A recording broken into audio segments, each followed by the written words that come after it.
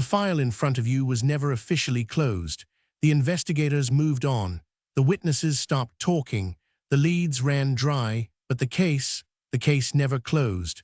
What you are about to hear has been documented.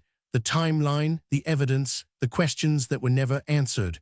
Welcome to case number unknown. Let's open the file. On a quiet Monday morning, in February 2003, security guards descended into the underground vault beneath the Antwerp Diamond Center and discovered something that should have been impossible. The vault, protected by 10 layers of security, including infrared heat detectors, a magnetic field sensor, a seismic alarm, Doppler radar, and a lock with over 100 million possible combinations, had been breached. 123 of 160 safe deposit boxes had been pried open, their contents scattered across the floor like the aftermath of some violent storm. Diamonds, gold, jewelry, cash, and securities all gone. Estimated value over $100 million.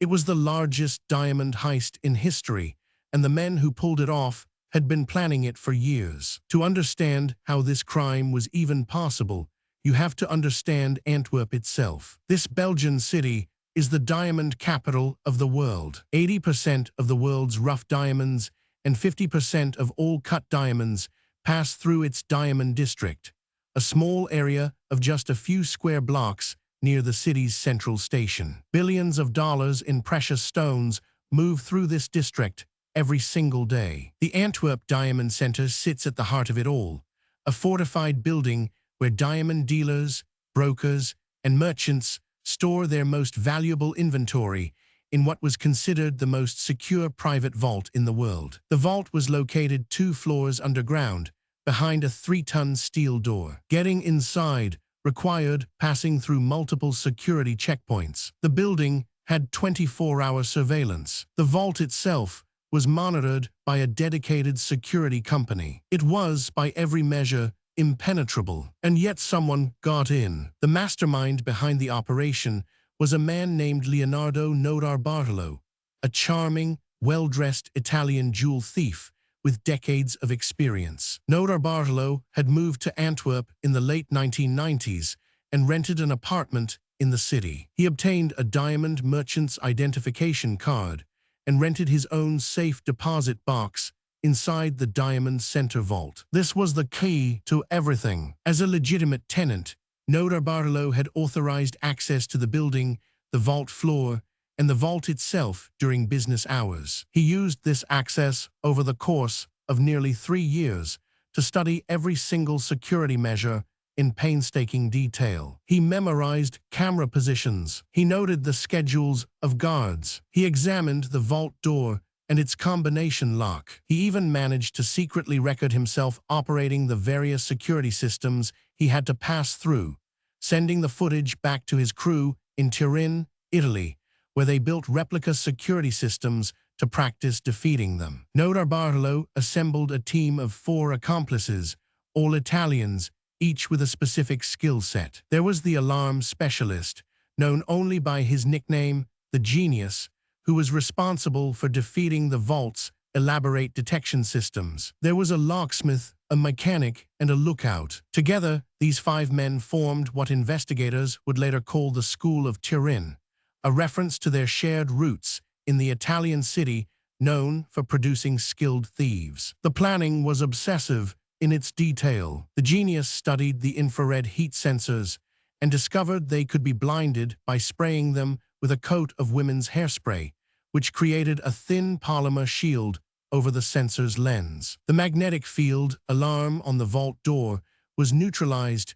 with a custom-built aluminum plate that the team fabricated after studying exactly how the sensor operated. The combination lock, which had over 100 million possible combinations and was considered essentially uncrackable, was defeated through a method investigators never fully confirmed, though it is believed Notarbartolo may have used a hidden camera to capture a guard or technician entering the code, or the team may have picked the lock using specialized tools over multiple visits. The seismic sensor in the floor was bypassed by placing custom polyester padding on the ground to absorb vibrations. The light sensor that would trigger an alarm if the vault lights were turned on during off hours, was covered with black electrical tape. Every system, every layer, every redundancy, all methodically defeated. The heist itself took place over the weekend of February 15th and 16th, 2003. The team entered the Diamond Center late on Friday evening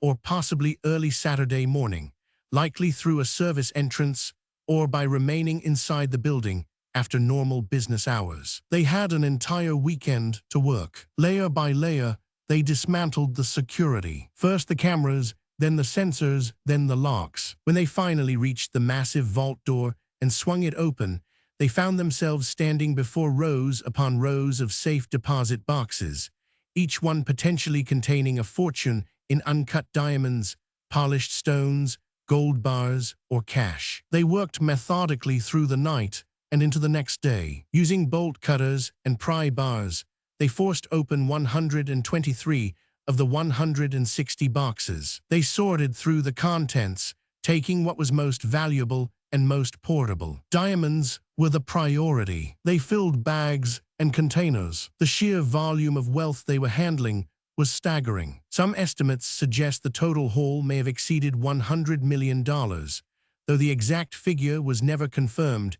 because many of the box holders, being diamond merchants who often dealt in cash and off-the-books transactions, were reluctant to declare the full extent of their losses. By Sunday evening, the team had finished. They loaded their haul into a vehicle and drove south, heading toward Brussels and then likely across the border into France, bound for Italy. The crime would not be discovered until Monday morning, February 17th, when staff arrived and noticed the vault door was ajar and the security systems were offline. When they stepped inside, they found a scene of organized devastation. Pried open boxes, scattered documents, discarded tools, and the unmistakable absence of a fortune. Belgian police launched a massive investigation. At first, they had almost nothing to go on. The security cameras had been disabled. The alarm systems had been neutralized without triggering a single alert. The perpetrators had left behind no fingerprints,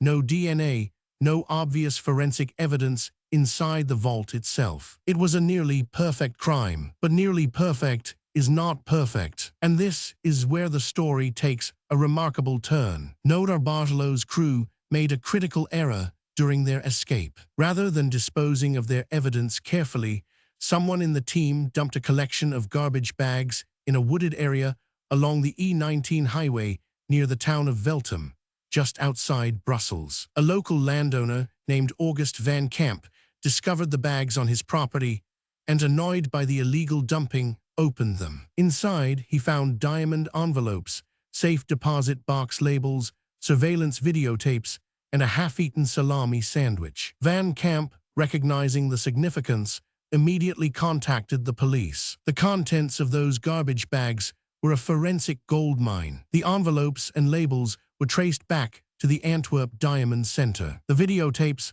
contained surveillance footage that should have been inside the vault's security system, and the salami sandwich yielded DNA. Investigators ran the profile and got a hit: Leonardo Nodar Barthelot, who was already in their system due to previous convictions for jewel theft in Italy. Police moved quickly. Nodar Barthelot was arrested in Italy and extradited to Belgium. Under interrogation, he initially denied everything, but the evidence was overwhelming. Investigators traced his movements, confirmed his tenancy at the Diamond Center, and linked him to the other members of the crew through phone records and surveillance. One by one, the members of the School of Turin were identified. The genius was identified as a man with deep expertise in electronics and alarm systems. The others were tracked through their associations with Nodar Barthelot. In February 2005, almost exactly 2 years after the heist,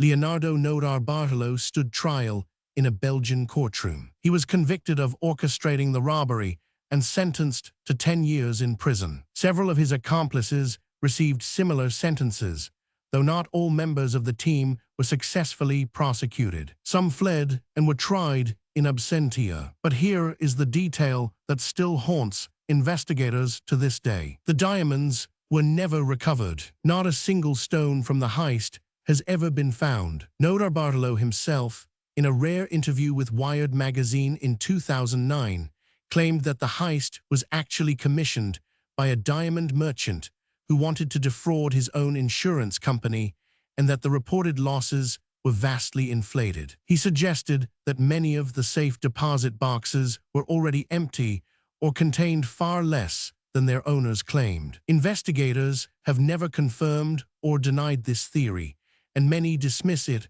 as a self-serving attempt by Notarbartolo to minimize his crime. Notarbartolo was released from prison after serving a portion of his sentence. He returned to Italy, where he has largely stayed out of public view. The genius was never fully identified by the public, and his current whereabouts remain uncertain. The recovered garbage bags, with their salami sandwich DNA and vault surveillance tapes, remain the most damning evidence in the case. The Antwerp diamond heist stands as one of the most meticulously planned and audaciously executed crimes in modern history. 5 men defeated 10 layers of world-class security using hairspray, aluminum plates, electrical tape, and years of patient observation. They walked out with a fortune that has never been seen again. Belgian authorities officially consider the case closed in terms of convictions, but the central mystery endures. Over $100 million